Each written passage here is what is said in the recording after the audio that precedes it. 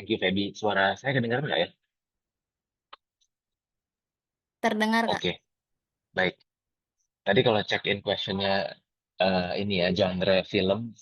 Genre saya weekend ini lagi hospital drama. Saya satu keluarga di keracunan makanan. Jadi saya lagi di rumah sakit. Mudah-mudahan tethering internetnya bagus ya. Jadi suara dan visual juga keluar. Oke, without further ado, let me share my slide. Alright.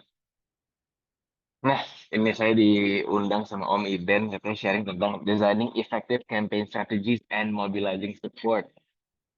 Tapi karena latar belakang eh saya tadi seperti dari kata Mas Feby itu di crowdfunding ya khususnya. So, mungkin dalam hal mobilizing support ini kita akan fokus ke tema mobilizing funding support ya. Nah, tapi kita kenalan dulu dong sore nih. Pasti di setiap panel kenalan juga ya. Tapi boleh nggak very quickly di comment section satu nama project atau nama community atau nama organisasinya dan satu one liner why I should care about what you do. Boleh ya? Di kolom komentar tulis nama organisasi atau project atau community-nya. Terus satu kalimat why I should care or why I should support your project.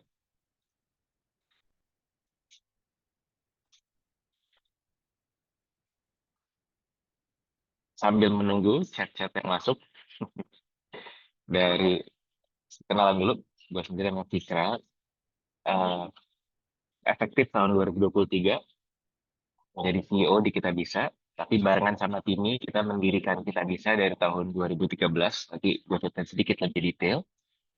Hari ini hobinya lagi main tenis, karena lapangan tenis jadi murah, orang-orang pada mainnya padel, jadi kita maksimalkan spot lapangan tenis. Lagi mencoba berkebun, nggak pengen self claim udah suka berkebun kan lagi baru mulai.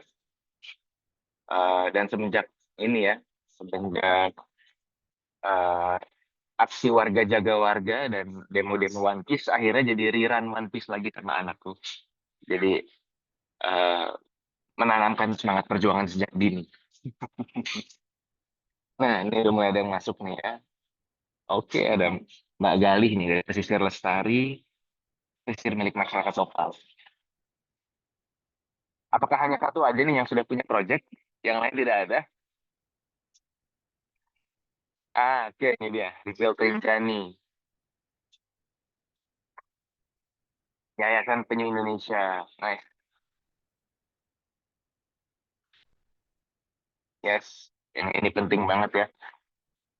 Keseimbangan ekosistem itu kesannya jauh sampai kita tahu kalau kita semua ini interconnected ya. Oke, sambil yang lain boleh yang udah nulis jangan berhenti, tapi kita lanjut aja ya. Aku bacain lagi tulisan-tulisannya.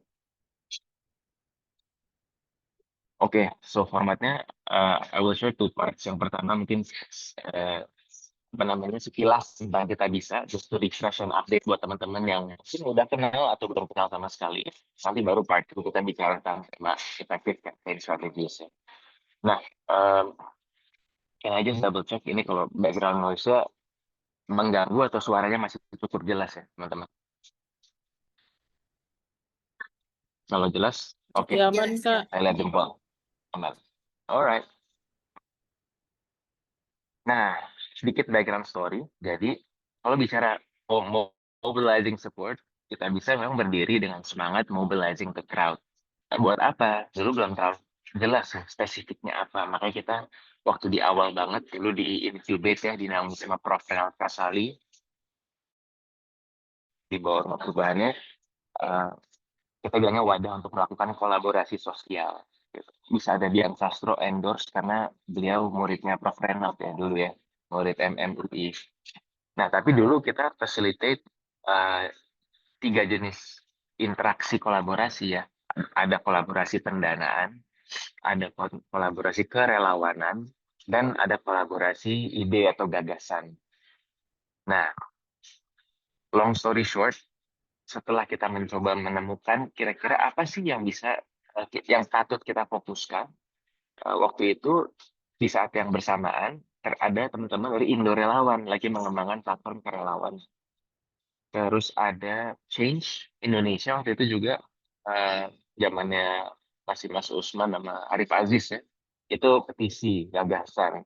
Ya udah kita fokus aja deh di pendanaan. Kebetulan kalau ngomongin pendanaan juga jadi lebih clear bisnis modelnya ya MDR aja per transaksi. Jadi kayaknya lebih jelas nih gimana kita bisa sustain organisasinya ya. So itu mungkin cerita versi super singkatnya ya. Gimana kita bisa berdiri. Nggak lama dari situ Prof. Renaud being a good mentor mengusir kita untuk harus bisa mandiri kalau emang mau jadi suatu gerakan, organisasi, atau social enterprise yang maju ya nggak boleh bergantung sama ekosistem inkubasi beliau. Pada dasarnya kita bisa tuh simple ya, kita menyediakan tools untuk membuat upaya penggalangan dana publik yang berakar sosial, sekali lagi ya berakar sosial, maka kita berkoordinasi dengan Kementerian Sosial, atau kalau misalnya yang filantropi Islam, ya kita ada Basnas, ada BWI ya, Kemenak, agar upaya pengumpulan dana publik sosial ini lebih transparan dan akuntabel. Saya rasa teman-teman di sini juga udah pada tahu ya Indonesia kan negara yang paling dermawan, 7 tahun berturut-turut, tapi di setiap sektor pasti ada bad actors. Dan ketika trust tercederai, itulah di situ yang harusnya menjadi aset kedermawanan bisa jadi malah dimanfaatkan. So, lebih parah lagi, bisa surut semangat itu. Nah, jadi premis dasarnya adalah jangan sampai kebaikan, kedermawanan, gotong royong yang udah mengakar ini uh, disalahgunakan dan justru gimana lebih maksimal dampaknya gitu. Jadi buat teman-teman yang mungkin belum pernah pakai platformnya, simpelnya kayak gini, saya lihat di sebelah kiri ada halaman yang mentransparansikan pengumpulan, berapa yang terkumpul, berapa yang sudah dicairkan. Kita selalu verifikasi tiap-tiap pihak penggalang maupun pihak penerima bantuannya. Dan kita sediakan tools buat komunikasi dengan para donatur dengan mudah, gitu ya, lewat kayak update kabar terbaru. Jadi ini kalau contoh yang paling umum, mungkin teman-teman yang pernah donasi juga ya, familiar penggalangan donasi medis, ya biasanya diupdate ya, gimana kondisi pasien, gitu, selama perjalanan kesembuhannya. Anyway, kalau ada pertanyaan, seperti ini ya, tadi langsung aja di chat, atau kalau mau di, apa namanya, raise hand juga boleh.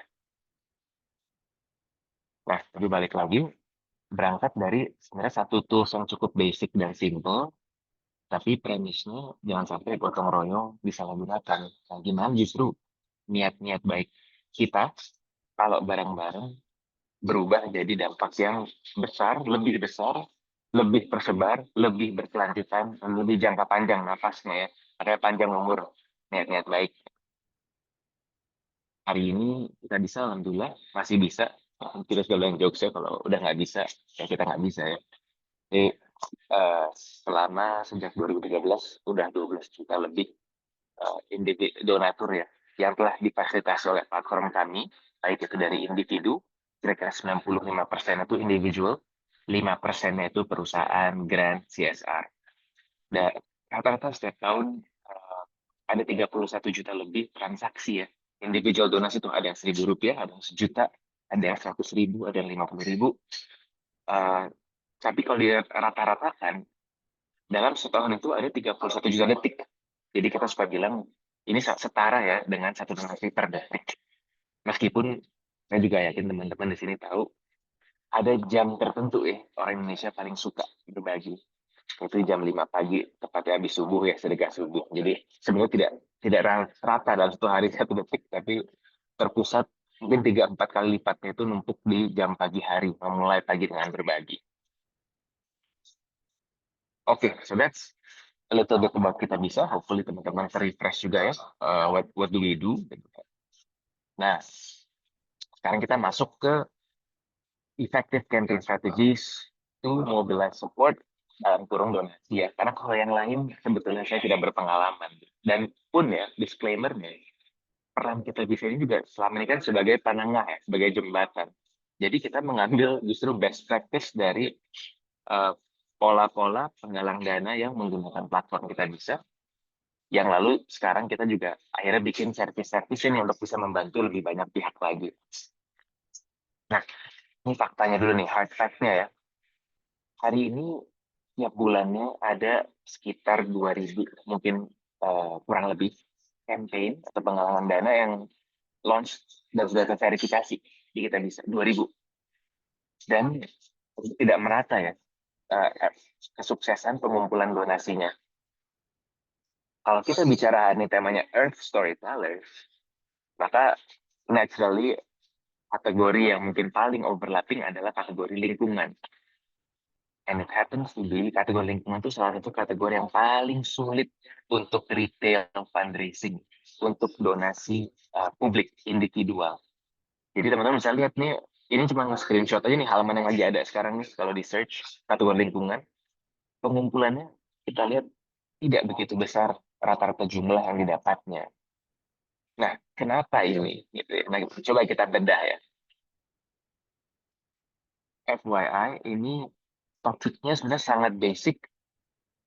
Ini dari 10 tahun lalu sebenarnya bahan dasarnya sama. Jadi dari tahun 2015 sampai sekarang filosofi dan teori dasarnya sama. Cuma yang berubah adalah cara menyajikan, cara delivery-nya, platform-platform yang bisa digunakannya ya.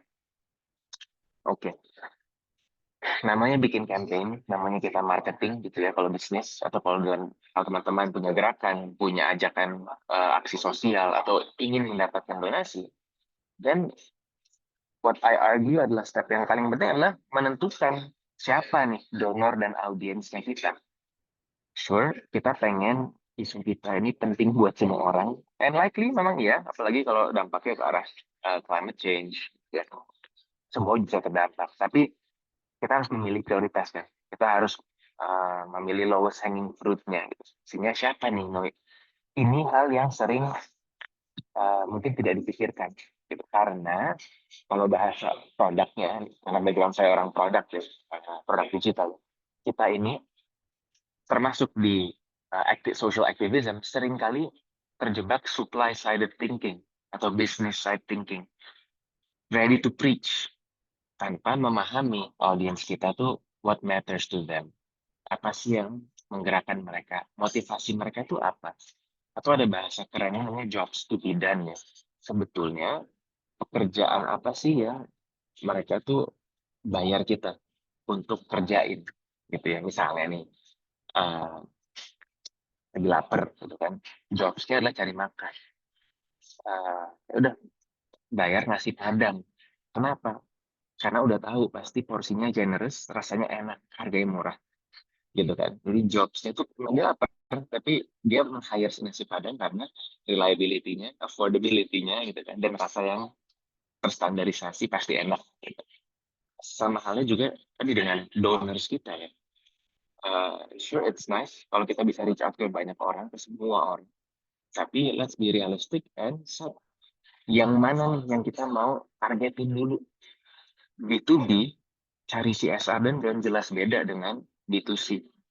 Menggerakkan partisipasi individual ya, publik. Jadi itu aja udah beda. Di B2C, segmennya bisa dipecah-pecah lagi, baik berdasarkan demografis, psikografis, motivasi. Ya, jadi ini saya nggak tahu teman-teman lo dapat materi yang lebih mendetail atau belum, tapi if not, adalah satu exercise yang sangat bagus untuk dilakukan sebelum mendesain suatu kampanye. Ngomong ke ibu-ibu sama bapak, sama atau beda? Beda banget kan? Ngomong ke Gen Z sama ke Boomer, jelas beda. Gen Alpha beda lagi juga. So, balik lagi yang step pertama, know your audience, know your donors, targetnya siapa, baru kita nanti mendesain campaign-nya. Ini kalau kita bisa aja ya contoh, ini kalau sebagai ekosistem dan platform, kita punya banyak stakeholders, ada donatur yang individu, ada komunitas dan kelompok sosial atau NGO, ada pasien, karena medis sekali lagi tadi ya kategori besar di kita bisa, ada para mahasiswa, ada penyintas bencana alam, ada perusahaan dan juga organisasi CSR, masing-masing punya motivasi yang berbeda, demografi yang berbeda, behavior yang berbeda, cara masuk secara emosional yang juga berbeda. Nah, ini yang kalau teman-teman belum lakukan, I encourage teman-teman untuk melakukan stakeholder mapping ini. Nih, ambil contoh aja ya. Kita bikin archetype donatur yang menggunakan platform Kita Bisa. Dari mana datanya? Ini kita melakukan quantitative dan qualitative study dari donatur yang udah pakai platform. Nah, ini kalau di case teman-teman mungkin bisa ajak ngobrol orang yang pernah donasi ke gerakan, organisasi atau yayasan teman-teman juga ya.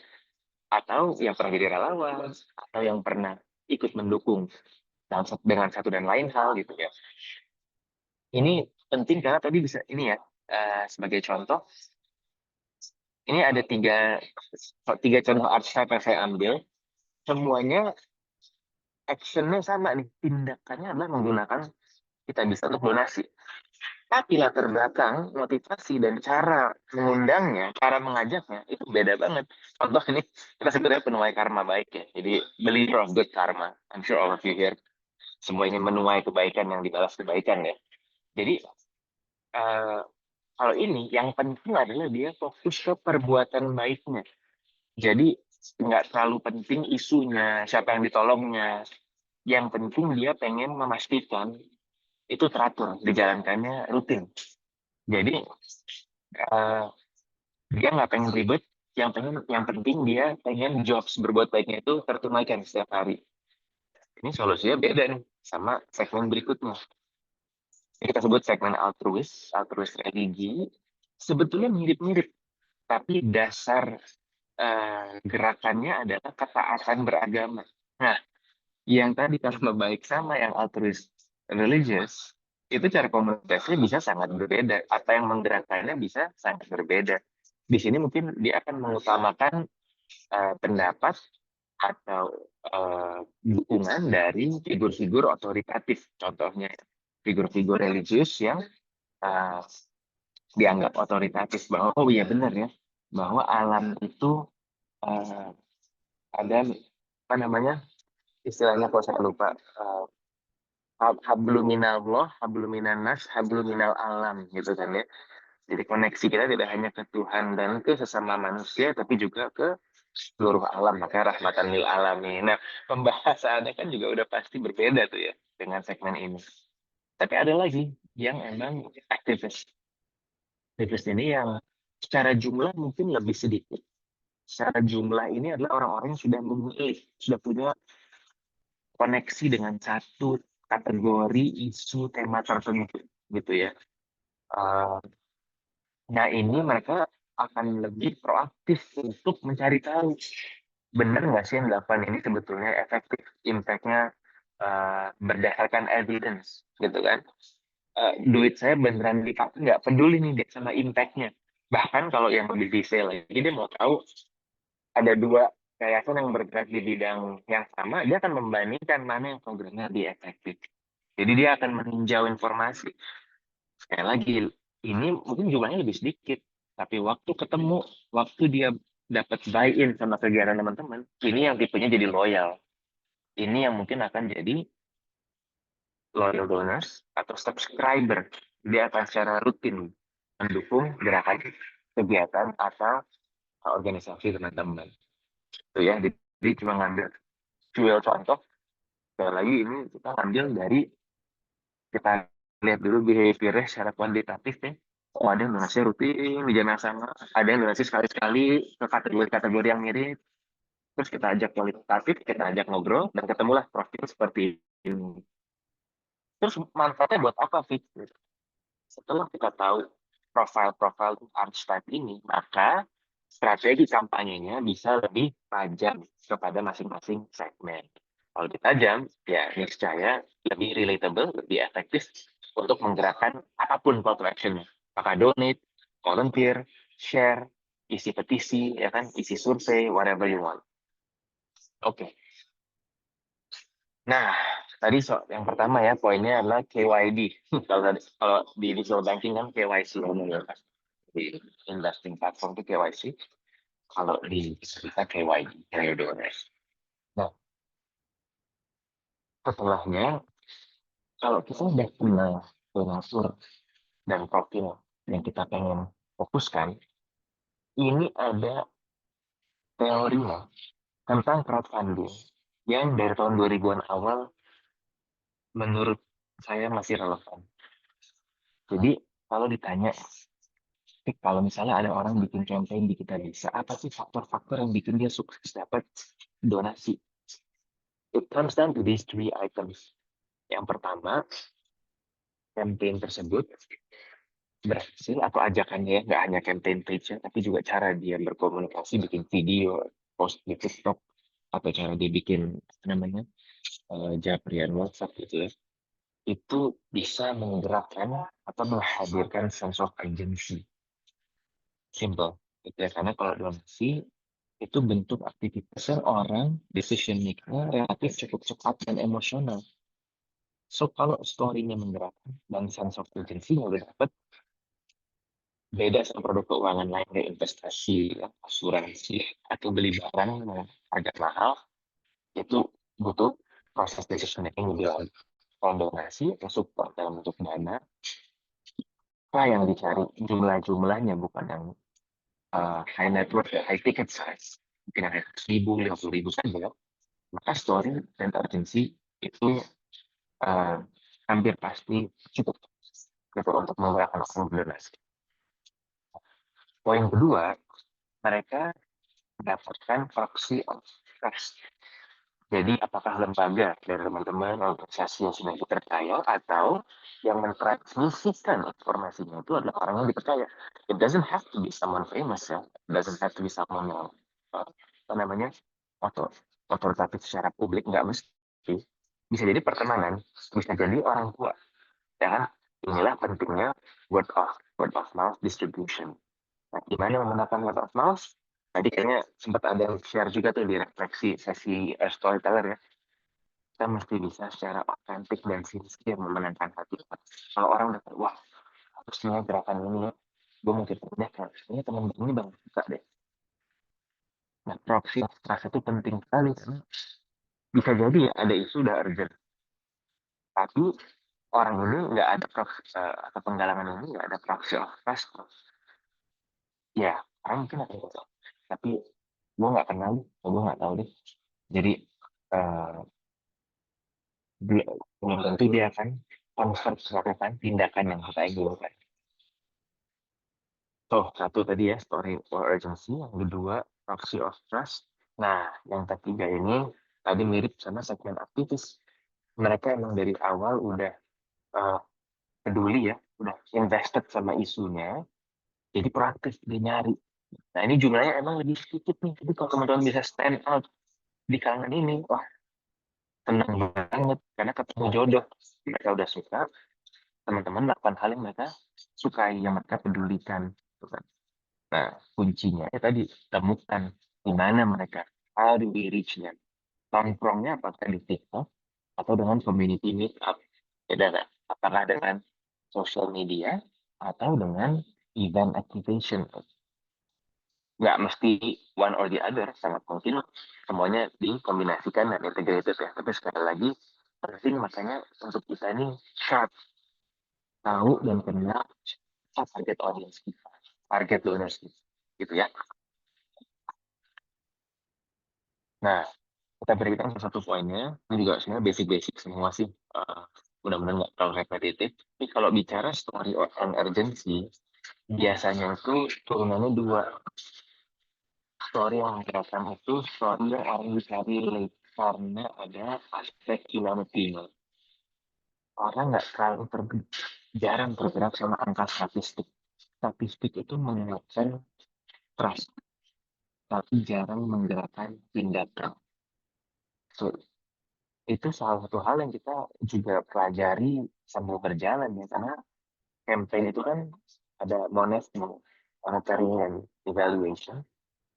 Tapi memang yang bikin orang lebih merasa bahagia dan membagikan cerita seringkali bukan statistiknya, tapi cerita humanioranya, story of the person. So, kalau dari pengalaman yang udah terdanai, pun pengalaman yang sedang mencari dana, yang biasa menggerakkan itu dibandingkan misalnya ini ya, campaign nanam pohon nih, nanam mangrove, kan banyak di kita bisa, di platform lain juga banyak lah, maupun yang di sosial media. Kita melihat cenderung lebih sukses kalau kita si pihak yang menggalang ini mengkampanyekan itu meng-highlight kayak seorang hero yang memang sudah ini ya, yang hidupnya akan terdampak dari misalnya eh, jika kegiatan pandemi ini terus dilakukan. Misalnya nelayan-nelayan gitu ya. Nah, hero-hero ini yang bisa lebih membuat story-nya jadi relatable. Dan isu yang awalnya mungkin jauh ya, ini nanam mangrove terus disumbang bukan dari kerjaan pemerintah, bla bla bla bla, baru biasanya orang bisa dapat emotionnya dan urgensinya akan terbangun. Kalau dua nih, poin kedua, ada jelas banget resiko kalau tidak berbuat apa-apa. Ya, jadi ya bagus sih diceritain ada story orang yang inspiring, yang berbuat ini ya, berbuat baik secara tulus, atau dia istiqomah dalam satu isinya. Tapi yang nggak kalah penting juga nggak hanya carrot, tapi stick juga kan. Karena kita manusia ini juga lebih, uh, to my knowledge, itu lebih pain avoiding dibandingkan reward getting. Kita tuh lebih pengen fokus removing pain dibandingin ngejar reward. Jadi kita perlu juga tegas tanpa harus overly kayak fear mongering, enggak sih, just be factual gitu ya, apa sih resiko dari inactionnya. Kalau bisa dibikin lebih relatable dan dekat. Jadi kalau misalnya isu kayak climate change naik sekian degree Celsius, mungkin buat banyak orang awam roaming gitu ya. Tapi kalau kita deketin ke isu-isu yang ya Jakarta nggak usah jauh-jauh deh, banjir, ya kan? Eh, bencana alam Indonesia nggak kekurangan, musuh pangan, gagal panen, itu kan jadi lebih dekat. Apalagi kedekatan itu diwakili oleh personal human story. Itu yang biasa berhasil membangun story or urgency. Jadi kita bisa makanya kategori dua ini yang paling gede nih. Teman-teman juga mungkin udah tahu ya, kategori medis. Karena udah ada elemen dua itu secara jelas ya. Sama kategori bencana alam. Karena meskipun kalau bencana alam nggak cuma satu yang diangkat, tapi kan orang bisa relate banget ya. Secara humanistic value-nya itu pasti tergerak. Ini yang jujur saya pribadi juga masih super gatel ya. Gimana cara ngulik purely from a storytelling standpoint untuk apa namanya kategori lingkungan terutama yang bisa menanamkan urgensi dan comforting. Satu contohnya ternyata bisa juga ya, eh,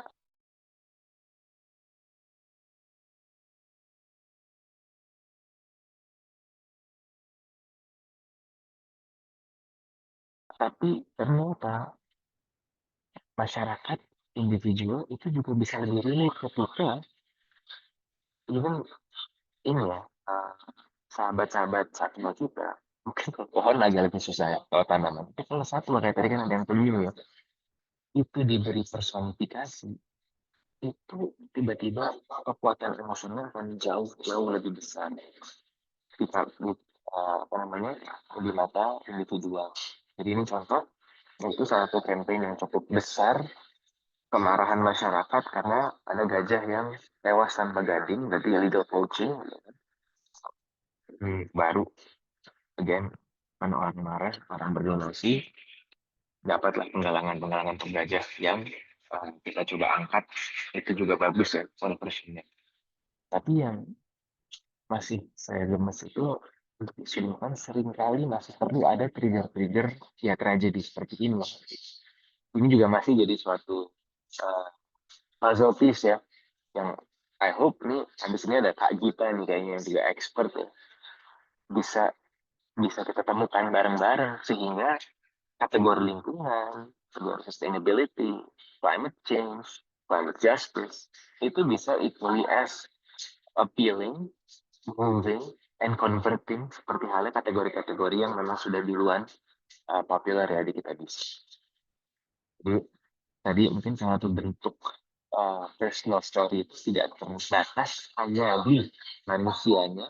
Kalau teman-teman berinteraksi dengan alam, mungkin bisa juga ya memberikan personifikasi bagi sahabat-sahabat satwa yang teman-teman ini ya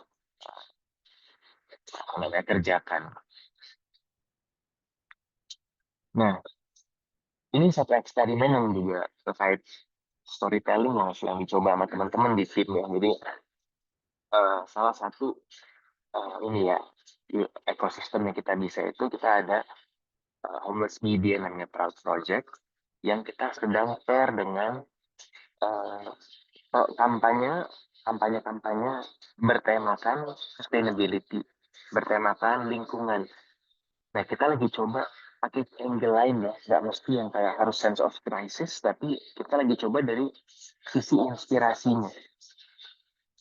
Lessons learned sejauh ini, sisi ini bagus untuk mendapatkan awareness dan engagement, tapi memang mesti sabar karena tidak langsung berdampak ke tindakan, ke konversi. Jadi ini sekali lagi nih, tergantung teman-teman modenya sedang seperti apa. Kalau memang fokusnya adalah awareness, education, dan this type of content yang mengangkat tadi ya sisi-sisi humaniora.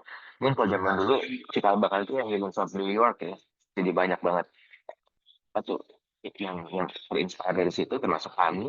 Ini masih sangat works untuk driving engagement conversation. Tapi beda hal ketika kita memang mau belajar support untuk donasi sekarang. Nah, itu dua hal yang pendekatannya berbeda tadi ya. Oke. Itu tadi poin nomor satu. Sekarang poin nomor dua nih. Faktor nomor dua tadi kan diinput oleh teman atau orang yang di fraksi of trust, bisa peer funding, influencer, KOL, communities. Ini kayaknya cukup straightforward, jadi can just run through it. Ya ini kalau lihat Twitter, ya sampai hari ini orang pengguna kita bisa juga pasti akan naikin dulu ke sosmednya masing-masing, trying to ini ya apa namanya get the support of their followers. Dari kan orang-orang yang udah kenal, udah saling follow, udah saling percaya gitu ya. Uh, Nah, ini contoh tadi komunikasi buat kucing. Jadi kalau bicara satwa selain mungkin tentang ini ya shelter atau tentang uh, konservasi, sering juga sudah kesehatan binatang. Ada juga ini sekarang makin banyak yang melakukan penggalangan, dan juga bukan tren baru ya, tapi menggunakan momentum sehingga memberikan lebih banyak alasan untuk circle terdekat kita membantu. Birthday fundraising, marathon fundraising, challenge-based fundraising, moment-based fundraising, itu cukup banyak. Ini contoh yang baru minggu lalu, baru bulan Agustus. Dan kita juga banyak bermitra dengan kegiatan sport charity, nanti mungkin saya elaborate lagi. Nah, tidak kalah penting di bangsa yang sangat berjejaring dan komunal seperti Indonesia, kita berkomunitas. Of course, it's not everybody's cup of tea ya untuk berkomunitas. Tapi when you do have that community that shares a common bond, meskipun common bondnya bukan sosial ya, bisa jadi sama ini anak sepeda, komunitas lari, komunitas sekarang apa sih high rock, kalau ini kan K-pop gitu kan, apapun gitu ya. Sekarang aktualisasi community itu seringkali diekspresikan dengan keinginan berbagi. So if you're already embedded in that community, you have the influence untuk bisa ngajak, kesini gue punya ini loh, gue punya project ini, gue punya gerakan ini, gue punya organisasi ini. Kita ini give back-nya kesini. Ya itu seperti yang dibuktikan oleh teman-teman K-popper ini ya. Nah ini masih mudah, gampang sih, citizen. Yang lain-lain susah kan ngomongnya. Itu sih I'm always amazed ya, yang berbasis community dan Twitter kencengnya minta ampun kalau fundraising. Jadi kalaupun teman-teman tidak ada di dalam community tersebut, menurut saya itu sebuah investment untuk berjejaring, bersilaturahim, berkenalan dengan teman-teman di community. Nah terakhir poin ketiga, mereka peduli dan udah invested. Tapi kita bicara soal gimana masukin orang ke bucket yang ini kan bucket yang paling ideal ya, karena mereka udah apa namanya, artinya mereka tuh udah buy-in. Kan nggak ujuk-ujuk orang bangun tidur terinspirasi. Nah, disinilah ada dua pilar baru. Mungkin ini nih yang 10 tahun lalu kita belum tahu. 10 tahun kemudian, ternyata ada dua tools ini nih yang bisa kita gunakan ya, untuk membuat orang yang sebelumnya awam menjadi peduli dengan isu yang kita perjuangkan, yang organisasi kita champion. Yang pertama adalah engage through experience. Yang kedua itu make it their identity. Nah, ini satu contoh nih. Ini juga banyak inspirasi sama teman-teman di Sebumi. Eh, untuk ini ya, sebenarnya kan kalau ngeliat Sebumi, trip-trip yang kita juga waktu itu gue pernah naik gunung bareng Sebumi, tapi nggak sebatas naik gunung, kita juga tanam pohon. eh, jadi ada aspek konservasi juga. Nah, kita terinspirasi, kenapa enggak kita ajak NGO network yang kita bisa untuk mengajak orang merasakan langsung kegiatannya. Nanti kita kemas lah dengan cara yang mudah. Jadi ini tuh bukan high commitment activities ya, kayak yang harus setahun di daerah pelosok. Itu kan tentunya semakin segmented yang bisa berkomitmen demikian. Tapi kalau misalnya bite size, snack size ini ya, volunteering experience seperti yang kita lakukan ini, ya teman-teman bisa lakukan sendiri juga. Sebenarnya mengajak orang spend their time meaningfully, baik sama keluarga atau sama teman-temannya, communitiesnya, atau sama strangers completely, untuk uh, merasakan langsung, tapi dikemasnya seru. Jadi kalau lihat uh, ini cukup amazing ya, udah 3 tahun jalan, udah 20.000 lebih tiket yang terjual. Dan jualan tiket ini sebenarnya kan donasi untuk teman-teman NGO yang jadi partner ini ya, IO implementatornya ya. Nah, kita bisa membantu mengkonsepkan dan tiketingnya. Ternyata ini menjadi cara engaging yang baik untuk orang-orang jadi tahu langsung, jadi lebih paham tentang isu yang di champion. Dan ini sangat beneficial untuk kategori lingkungan. Kenapa? Karena tadi, sometimes sosmed itu nggak fair sama kampanye-kampanye yang butuh lebih dari 5 detik atau 2 detik bahkan ya untuk orang paham. Karena ya kalau di sosmed, se-mindless itu kan kita scrolling. Tapi ketika kita justru detox dari digital device, dan memang biasanya kan orang-orang yang ikut sendiri atau follow kita bisa pengen connection, longing for connection dan meaningful activities, nah di situ modenya udah semi ke hipnos untuk diedukasi bahwa ini loh pentingnya. uh, Kemarin gue pernah ikut konservasi alam Jawa di Gunung Halimun, nggak pernah tahu-tahunya gitu apa namanya, nilai pentingnya konservasi alam Jawa untuk ekosistem that whole Gunung Halimun gitu. Dan bahwa ternyata kita punya fasilitas yang cukup sophisticated, namun butuh terus didukung gitu, untuk upaya konservasinya. Jadi waktu orang datang, dia belajar, dia tahu, dia punya kedekatan karena mau ketemu langsung, tinggal di hook deh, tinggal di lock gimana cara donasinya, gimana cara bantunya gitu. Mungkin udah ditawarin langsung kalau mau auto debit, kalau di kita bisa ada juga buat yang donasi otomatis gitu kan. Nah itu gimana terus di hooknya tuh untuk komitmennya. Another one way to engage juga melalui lifestyle. Ternyata bicara tentang social activism, tentang change making, nggak melulu harus selalu di forum-forum yang serius kayak TED Talks gitu ya, kayak seminar. Ternyata kita bisa kemas dengan lebih ringan di kegiatan-kegiatan lifestyle, dan ini yang kita bisa juga sedang banyak lakukan. Saya bikin satu umbrella IP namanya Beyond the Game, karena kita tahu zaman sekarang banyak sekali olahraga culture yang sungguh mengeluarkan banyak uang dan banyak dana. Alangkah baiknya nggak cuma dapat sehatnya ya, tapi juga momen-momen tersebut jadi ajang mereka dapat informasi baru tentang hal-hal baik. Nah, jadi kayak formatnya mirip kayak volunteer trip, tapi kalau volunteer trip konsepnya itu adalah mini trip gitu ya, mini volunteering trip. Kalau Beyond the Game ini emang kita bareng-bareng bikin kegiatan olahraga, lari, eh, ya padel, tenis, sepeda, badminton, yoga itu bisa kita explore gitu ya, sesuai dengan tadi balik lagi target audiensnya siapa, ibu-ibu, anak muda, pelari, ya community yang mana yang mau target. Dan kuncinya adalah eh, embedding pesan-pesan komunikasi dan kampanye kita ke dalam experience event tersebut gitu. Ini baru kalau nggak salah 1 2 minggu yang lalu kita sama WWF eh, jalan untuk ikuran ya. Jadi temanya tema environment secara umum, tapi lari mini trail, fun trail 6 kilo saja di Tahura, Bandung. Tapi sekaligus di tengah-tengah apa namanya di track larinya itu memang ada checkpoint untuk ini ya eh, yang ada edukasinya. Nah ini yang kita replikasi juga dengan berbagai tema-tema lain. Dan ternyata sekali lagi ya karena orang bahagia bawaannya, wah hobi saya terfasilitasi, saya juga merasa sudah berbagi. Ternyata pas dia datang dan belajar ternyata isunya iya ya, penting juga ya, dekat juga ya isunya ya.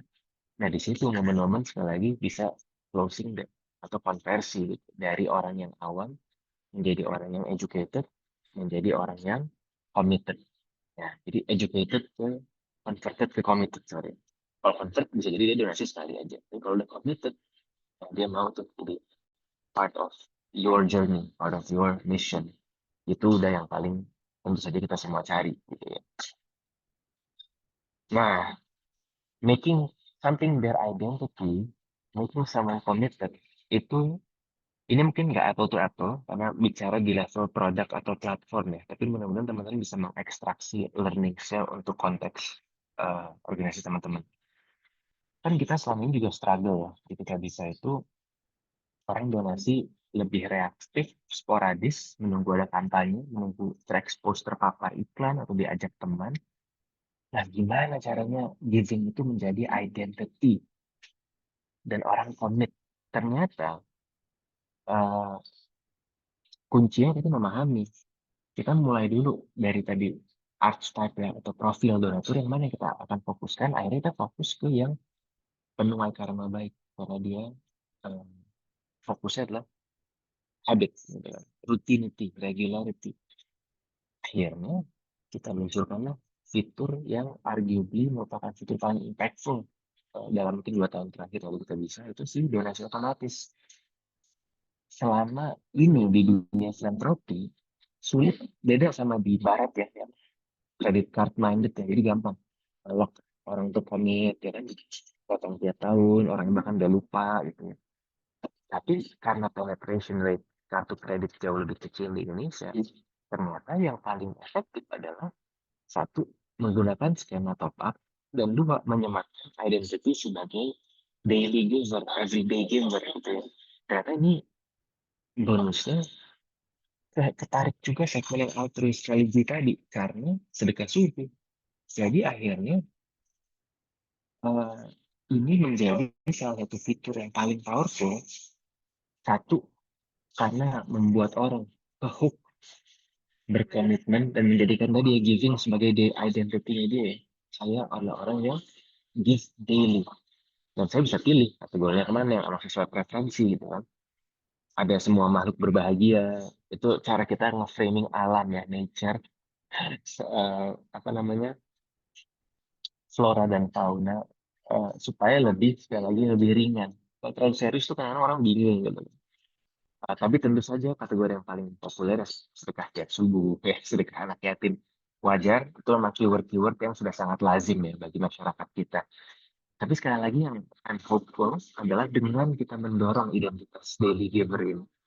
Dengan mereka memilih kategori-kategorinya, kita jadi bisa mendapatkan a committed source of fund untuk kita bagi-bagikan ke teman-teman. Jadi kalau makin banyak yang subscribe ke semua makhluk berbagi ya, ya tadi kampanyenya nggak perlu harus terlalu diutak-atik karena kita selama udah kita curate dan verify ya kita akan salurkan gitu ya as part of the way we distribute fee yang orang udah ikutan donasi otomatis kategori tersebut. Jadi ini kalau beberapa ininya testimoninya ya jumlah nggak banyak tapi punya banyak pos sedekah bikin kita terbiasa. Jadi udah habitualnya itu kan udah jadi identitinya dia ya. Bisa dibantu soal tertib menjadwalkan dan mengalokasikan. Salah satunya asisten kebaikan. Bikin nggak putus. Alhamdulillah udah 1.001 hari. 1.000 dan ngerasa full. Ya. Nah bayangkan hal ini diimplementasikan ke kegiatan teman-teman yang semua gue yakin nanti kita mungkin abis ini ngobrolnya keren-keren. How do you make your mission, what you're championing, to part of the identity of your supporter? Jadi they will celebrate your milestones, your wins, your achievements. Gitu sama halnya kayak ya, mereka senang gitu ngeliat ya, kita bisa senang dong mereka donasi rutin setiap hari, kita bisa jadi bisa bagi-bagi dana ke berbagai NGO, ya kan? Tapi mereka juga happy karena needs-nya terfulfill, jobs-nya bisa dikerjakan dengan baik oleh layanan yang kita berikan. Nah, terakhir last but not least, ini to be honest, gue tidak diinfokan juga sama tim ya, kalau ternyata acara ini kolaborasi juga sama kita bisa.org ya, baru lihat tadi. Jadi ini mungkin satu hal, ya iklannya adalah di akhir ya teman-teman ya. Ini lebih ke iklan, jadi gini, kita bisa udah umurnya 12 tahun, kuatnya di retail. Tadi retail dengan segala ya tantangannya ya, apalagi untuk isu-isu yang berkaitan ke alam, lingkungan, climate, sustainability, karena tadi mereka bukan isu-isu yang to the point, yang mudah ditangkap langsung dalam 2 detik di sosial media. Maka kita merasa perlu ada penguatan sinergi, tidak hanya di mobilisasi retail atau publik, tapi juga sinergi dengan para pemodal besar, CSR, grant, institusi gitu ya. Disitulah lahirnya kitabisa.org. Nah, ini mungkin sekedar ini aja informasi, tapi kalau ada yang penasaran boleh tanya. Saya izin play videonya ya. Saya reshare lagi biar ada audionya.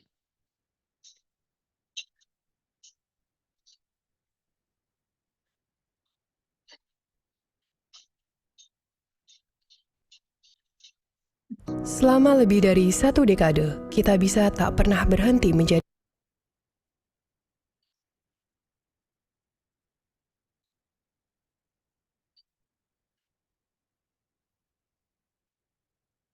Selama lebih dari 1 dekade, Kitabisa tak pernah berhenti menjadi jembatan kebaikan. Berkat dukungan lebih dari 8 juta donatur melalui lebih dari 400.000 kampanye galang dana, bantuan telah tersalurkan ke berbagai penjuru Indonesia.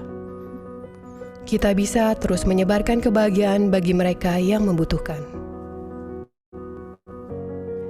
Semangat gotong royong menjadi penggerak Kitabisa untuk terus beraksi. Telah lebih dari 400 perusahaan dan beragam entitas, kita bisa mewujudkan kolaborasi yang menghasilkan dampak positif yang lebih besar. Hingga kami meraih apresiasi penghargaan dari berbagai entitas, mulai dari Best Crowdfunding Platform, penghargaan kemanusiaan, sosial, kesehatan, serta penghargaan terbaik dalam program keberlanjutan. Indonesia merespons panggilan global dengan mengedepankan aksi keberlanjutan yang berlandaskan hak asasi manusia, kesetaraan, dan kepedulian terhadap lingkungan.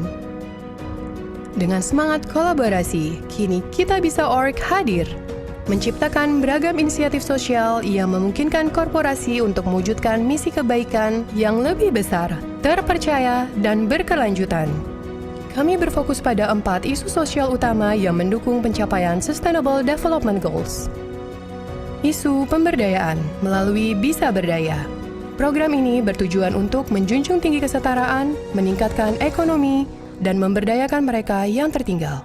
Hingga kini, kami telah memberikan pelatihan kerja dan wirausaha kepada lebih dari 6.000 underprivileged, termasuk memberdayakan para disabilitas, perempuan, dan kelompok rentan. Isu lingkungan melalui Bisa Jaga Lingkungan. Melalui program ini, kami berkomitmen melindungi keberlanjutan sumber daya alam dan ekosistem.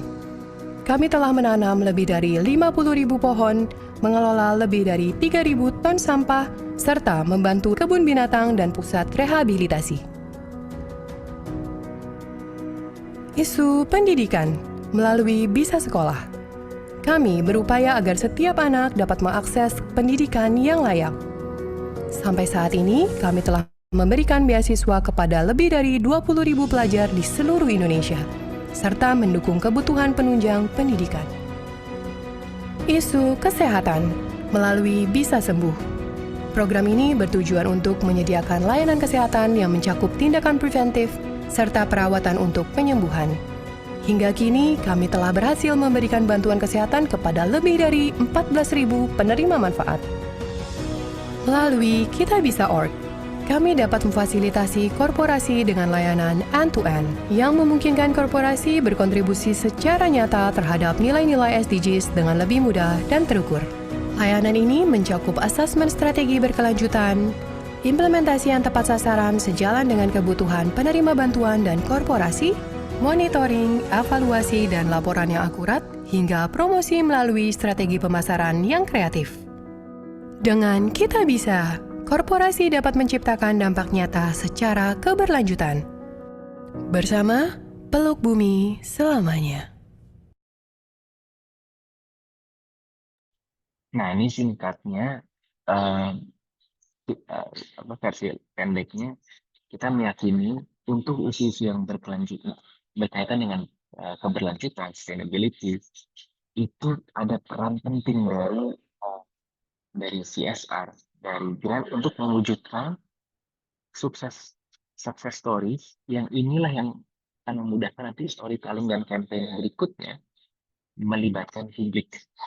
Jadi akhirnya sinergi ini setelah sebelumnya ya 1 dekade fokusnya benar-benar retail aja gitu ya. Kalau perusahaan mungkin ikut kalau lagi ada bencana alam. Uh, Akhirnya 2023 kita launching kitabisa.org menjadi wadah untuk bisa mensinergikan dana-dana dari institusi, dari CSR, agar dia bisa melakukan sinergi dan matching gitu ya, dengan retail, donor-donor individu tadi yang kita bahas, supaya dampak-dampaknya bisa lebih jangka panjang, supaya lebih mudah juga mengedukasi keterlibatan si donatur retail. Gitu. Dan terakhir, ini salah satu keresahan dari kita bisa untuk menutup ya. Saya yakin kalau setiap hari tuh orang berbagi gitu ya. The world gives every day. Tapi giving yang kita lakukan tuh tercerai-berai, reaktif, mudah dilupakan gitu, kayak spare change, uang kembalian gitu kan, lupa. Bahkan katanya kita sering kalau berbagi tuh kayak ya udahlah Allahu a'lam lah gitu kan. I'm not saying it's wrong, tapi untuk memastikan dampak dari filantropi itu bisa lebih besar lagi, kita justru perlu lebih kritis ya, terhadap how we spend.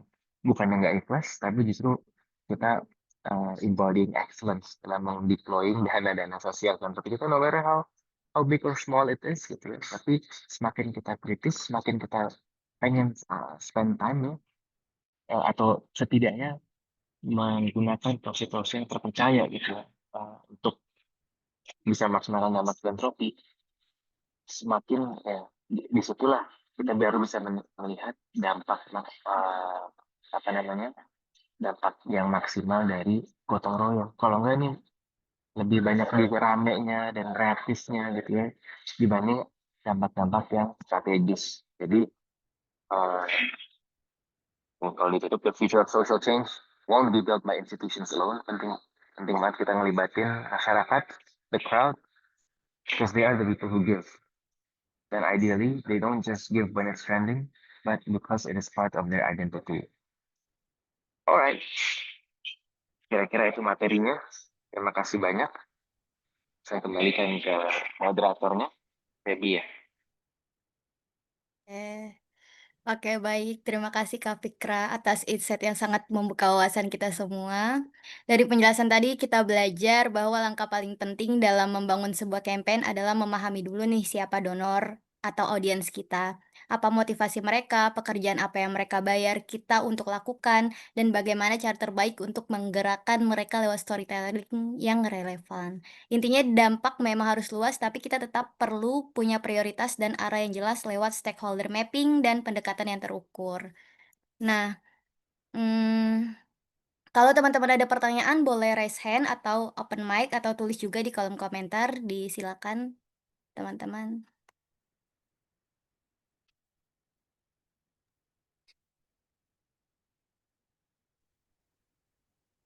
Nih Kak, ada Ani dari Riau, silakan Kak Ani.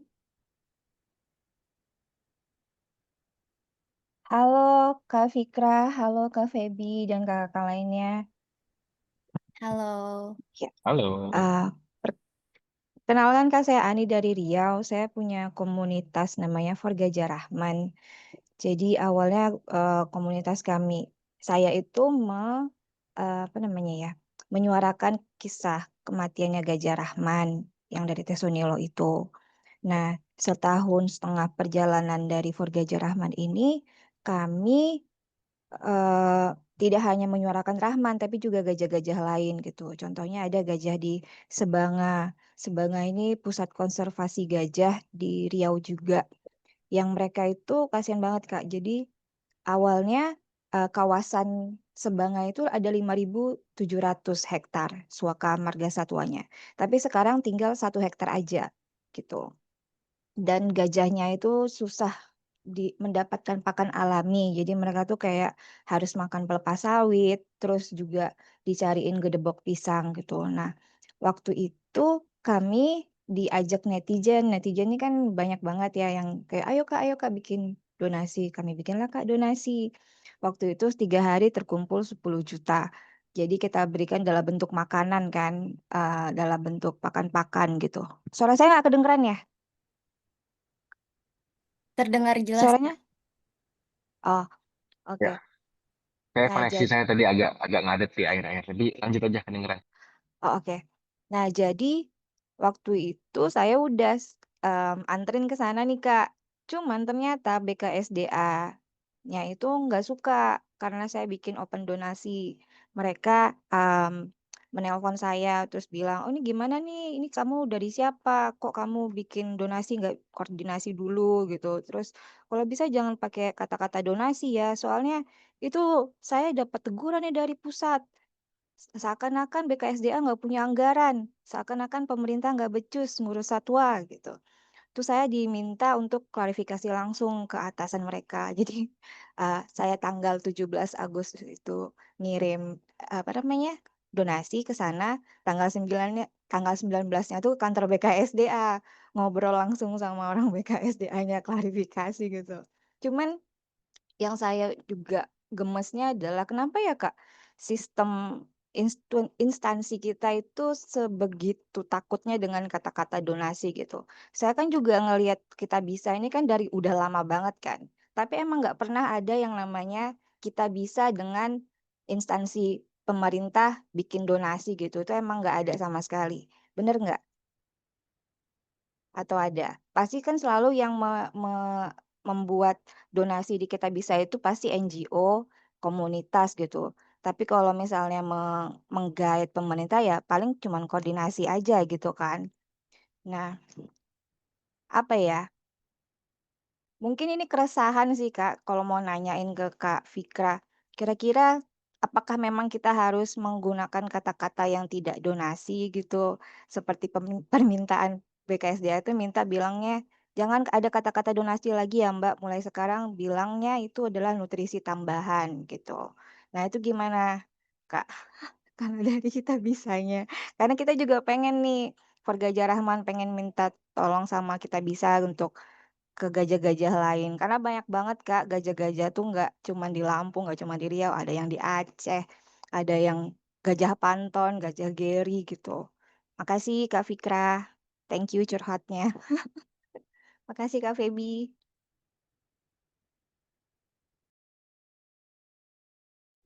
Ya, silakan Kak Fikra. Bisa langsung dijawab aja. Ya, thank you ya sharingnya Ani ya. Jadi tentu yang pertama wajib di disclaimer, saya tidak bisa mewakili ini ya statement pemerintah NKRI.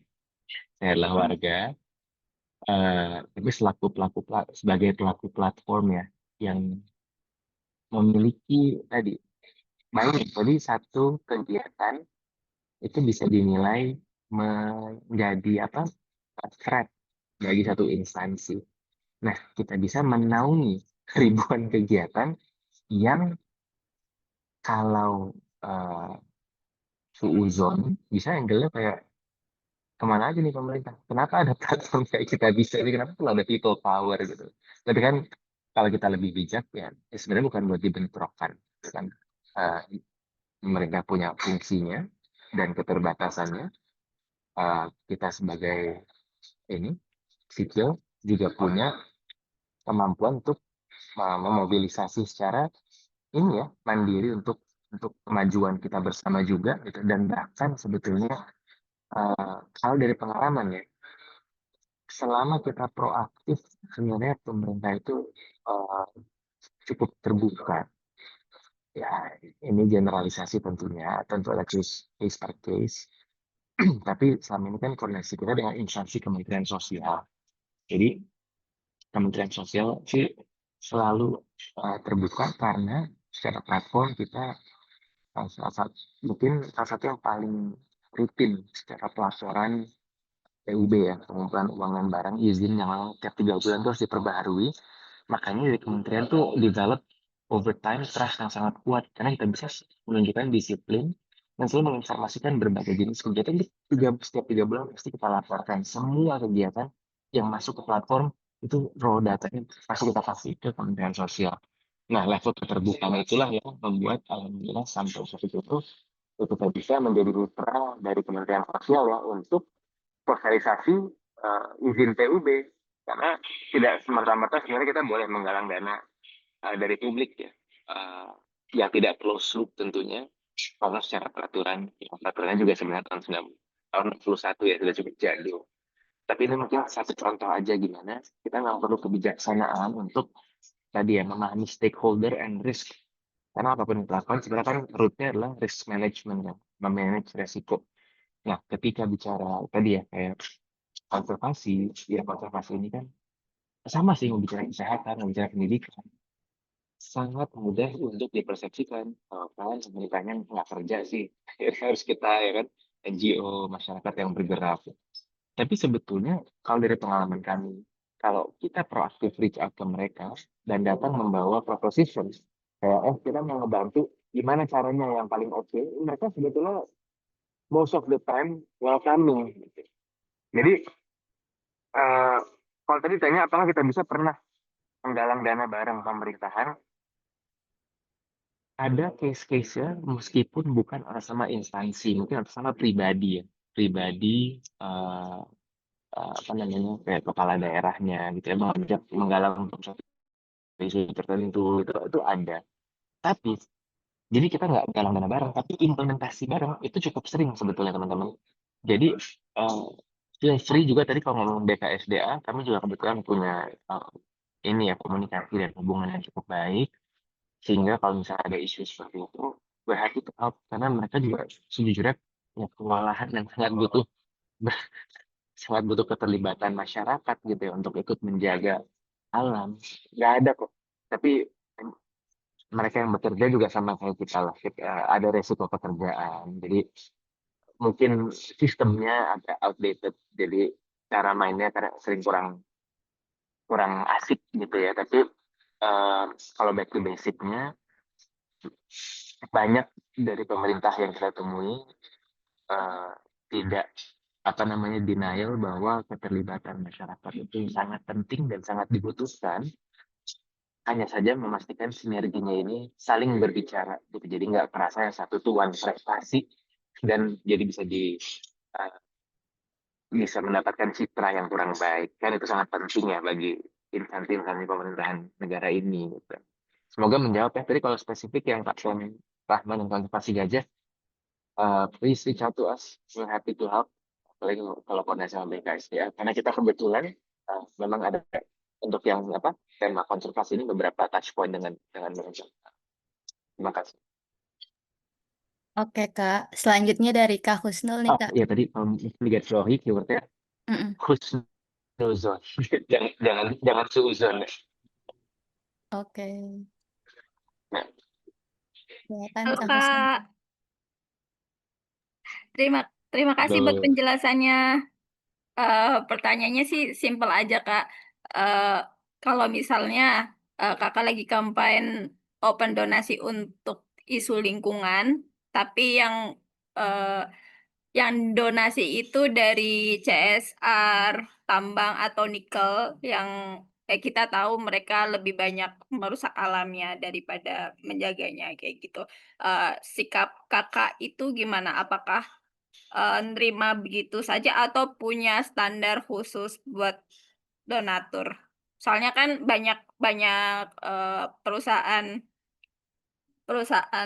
tambang ataupun nikel atau, perusahaan-perusahaan serupa yang greenwashing gitu kan, melakukan kegiatan-kegiatan lingkungan tapi sebenarnya itu, tidak ada berapa persennya dari kerusakan lingkungan yang mereka lakukan, gitu. Sikap Kakak gimana? Itu aja, terima kasih. Oke, thank you pertanyaannya. Jadi gimana menyikapi donatur dari perusahaan yang sebenarnya perusak alam, greenwashing gitu ya. Yang pertama mungkin saya berangkat dari positioning sebagai platform. Kalau sebagai platform kita tidak ada kebijakan eksplisit yang menolak donatur selain dari prosedur kita di sisi eh, namanya ini ya APU PPT ya, anti pencucian uang atau pembiayaan terorisme ya. Eh, tapi kalau dari sisi KYC donatur corporate itu memang kita berikan kebijaksanaan dari penerima dananya, dari campaignernya. Platform tidak akan menolak. Jadi misalnya terjadi dana masuk nih sama donaturnya misalnya X perusahaan. Eh, Nah, kita memfasilitasi jika penerima dana ini nggak berkenan menerima, kita refund. Itu. Jadi state position sebagai platformnya. Nah, yang kedua, yang kalau misalkan ada tadi perusahaan si tambang gitu, mereka mau berbuat tadi selama mungkin kalau di kita bisa .org ya. Nah, kita mungkin punya kebijakan, kita mau berfokus di bidang ini ya, membantu implementasi yang baik, tapi tidak di sisi kampanye marketingnya. Jadi fokusnya lebih ke uh, implementasi dari kan these are people with money, mereka punya program. Kalau bisa disinergikan terus implementasi yang lebih baik bagi end beneficiary kita lakukan. Tapi kalau mereka eksplisit minta tolong promosiin juga perusahaannya, ya itu di luar scope yang kita berkenan. Itu sih mungkin positioning tadi, satu sebagai platform, dua sebagai service provider. Semoga menjawab. Ini memang kalau nambahin, it's satu isu yang terus kita belajar juga lah gimana bijaksana menyikapinya ya. Sekarang ijtihadnya seperti itu.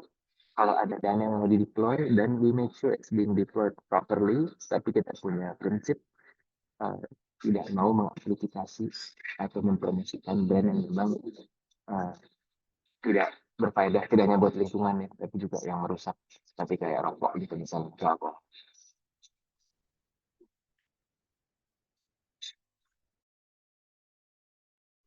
Oke, terima kasih Kak. Mungkin teman-teman ada yang ingin bertanya lagi, kita masih punya waktu 10 menit kira-kira.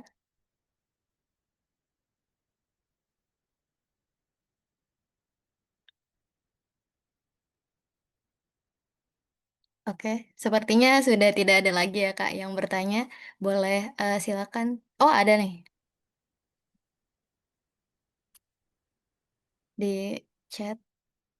Ada di chat Kak. Kak Fikra, gap apa aja yang harus dijembatani dalam pembuatan narasi campaign pada isu lingkungan?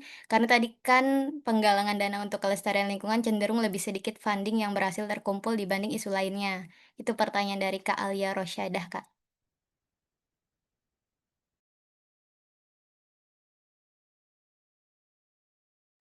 Ya. To be completely honest, kita juga belum nge-track secara kafah ya, belum kayak 100% kayak PD, tapi kalau satu keyword yang penting banget tuh relatability-nya ya. Kayak, gimana sih itu relate buat saya.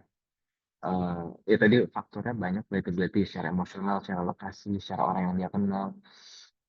Gimana itu sih sebetulnya bisa didekatkan ya. Eh, tapi makanya kita lagi coba ambil ini ya, belokan yang lain ya, dengan satu storytelling yang tidak langsung berharap adanya konversi, tapi starting conversation. Karena memang biar gimana pun kan, unlike isu-isu yang udah udah sangat top of mind di masyarakat Indonesia, lingkungan itu banyak yang masih asing dan awam. Jadi memang ada peranan naikin conversation. Nah, meanwhile tadi untuk bisa mendapatkan dananya melalui experience yang fun itu menjadi salah satu alternatif yang kita sih so far lihat ya, wah ternyata demand-nya besar ya. Apalagi kalau kita berani pricing-nya mahal aja sekalian. Gitu. Tapi harus dipertanggungjawabkan dengan experience yang bagus ya. Gitu. Nah, itu jadi cara yang uh, so far menurut kami efektif itu untuk isu-isu yang belum ketemu cara membuat sense of urgency yang relatable. Ini globally ngomongin ini juga kan ngomongin climate change masih banyak yang sangat awam atau bahkan outright in denial gitu. Awam sejauh segala macam. Jadi emang peranan kita perlu lebih sabar, perlu lebih mengedukasi, tapi lakukan dengan cara yang bisa win-win. So far, experience-based education ini win-win karena dapat segmented crowd yang spend time dengan kita, dua, berbayar. Jadi, ya pasti membantu juga target dari fundraising. Gitu. Semoga menjawab pertanyaan kalian.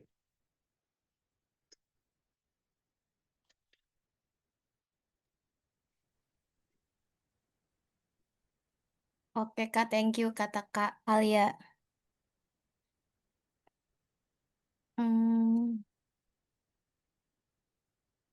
Ada yang mau bertanya lagi nih Kak dari Papa Kemarin Roso. Dari Papa Roso silakan. itu ada. Ya. Ya, selamat siang. Assalamualaikum warahmatullahi wabarakatuh. Waalaikumsalam warahmatullahi wabarakatuh. Saya sebenarnya bukan pengen bertanya sih, cuman saya salut aja dengan dengan tim Anda ya. Jadi dengan cara yang baik mengelola funding ya. Saya ngeliat dengan cara proaktif dan transparansi kuncinya ya. Jadi orang bisa terbangun kepercayaannya, trust-nya terbangun gitu loh. Jadi mau orang menyumbang. Nah, banyak platform sejenis atau bahkan yang berafiliasi dengan pemerintah itu kok kayaknya banyak yang tanda kutip trust-nya kurang gitu. Sehingga agak lambat kalau mau kumpulkan donasi atau fundraising ya. Tapi dengan kita bisa ini luar biasa saya lihat kecepatan-kecepatannya. Namun juga menarik tadi tentang isu lingkungan agak sulit. Kenapa? Karena orang tidak merasa nggak bider, nggak merasakan bahwa belum berdampak pada mereka. Kebanyakan isu lingkungan itu adalah berdampak pada saat nantinya. Nah, bisa jadi mereka jauh. Ya. Kita bicara orang hutan, kita bicara harimau, kita bicara beruang madu. Itu nggak di lingkungan mereka. Tapi kalau orang sakit, nah, orang-orang Indonesia itu mudah tersentuh loh. Jadi donasi-donasi semacam itu akan lebih cepat meningkat ya ditimbang dengan masalah lingkungan. Nah, inilah peran-peran orang-orang lingkungan ini bagaimana orang bisa merasakan bahwa ya mereka adalah bagian dari itu yang suatu hari nanti bisa aja berdampak. Mereka nggak sadar isu-isu lingkungan itu terjadi pada lingkungan mereka. Seperti orang buang sampah aja. Selama it is not on my backyard, itu bukan urusan saya. Saya bayar, saya selesai urusannya. Urusan tukang sampah. Kan, tapi kalau sampah itu tidak diangkat 3 hari, seminggu, sebulan, nah itu baru mereka berasa. Dia teriak, saya bayar tapi kok nggak dapat fasilitas. Nah, mereka nggak sadar bahwa apa yang dia lakukan adalah menimbulkan masalah di tempat lain. Nah, hal-hal ini yang menarik. Tapi hubungan dengan kita bisa tadi, ya memang berat kalau untuk lingkungan, terus terang aja saya lihat ya. Karena ya berapa orang sih yang peduli kalau itu belum berdampak pada diri mereka. Mungkin itu aja komentarnya Om Ijas. Keren. Thank you. Terima kasih banyak Pak Roso. Saya mungkin sedikit mengomentari ya. Jadi yes, di satu sisi model yang umum ada crowdfunding, mengumpulkan dana sosial itu jadi memang perasaan unfair lingkungan itu susah ya. Tapi kalau kita mau melihat sisi opportunity-nya, isu-isu lingkungan itu karena niche dan segmented, market yang cenderung udah suka itu adalah market-market yang lebih affluent dan educated. Market-market yang artinya biasanya lebih punya kekuatan ekonomi dan lebih punya influence juga. Nah, itu yang sebenarnya jadi PR bersama kita nih.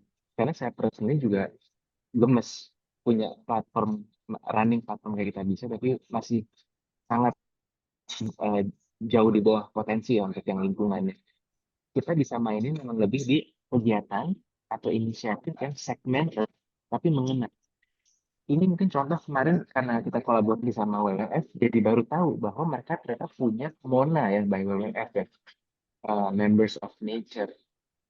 Jadi eh, gimana emang dibikin pride bahwa gue nggak mainstream nih, gitu kan. Kalau yang mainstream mungkin bukan berarti ada yang lebih baik dari yang lain ya, tapi orang yang udah aware terhadap isu-isu tertentu atau suka sama isu yang sangat khas dan spesifik, pasti ada pride, ada kebanggaan sendiri dia ketika dia acknowledge atau dia bisa punya cara untuk demonstrating itu. Misalnya tadi pilih orang hutan, gimana cara yang appealing to the segment to show gitu ya. Mungkin something yang ada tokennya, mungkin something yang bisa dilihat secara fisik. Nah itu yang sebenarnya jadi ya kalau standar banget pakai gelang-gelang itu kan, beberapa NGO juga jual gelang, tapi mungkin bisa lebih kreatif lagi lah dari itu ya. Dan membangun sistem membership, it makes so much sense. Waktu kemarin WWF punya Mona itu, dan yang ikut orang-orang yang bayarnya nggak murah, mereka dapat exclusive invitation ke event-event, uh, dan mereka ngerasa ini eksklusif karena bukan kayak mes. Nah, saya rasa sebetulnya itu ya peluangnya ya. Memang ada jika di argue or di elitis dong. Tapi kan kita bicara progress. Kita mulai dengan yang lowest hanging.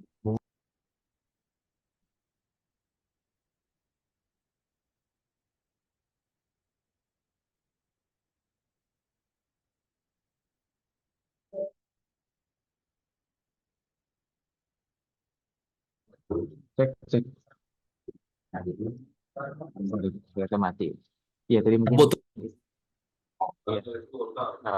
apa tadi ya? Ya tentang ini ya, tentang opportunity-nya. Jangan-jangan memang fokusnya di situ baru menciptakan trickle down effect ke eh, segmen yang lebih mass.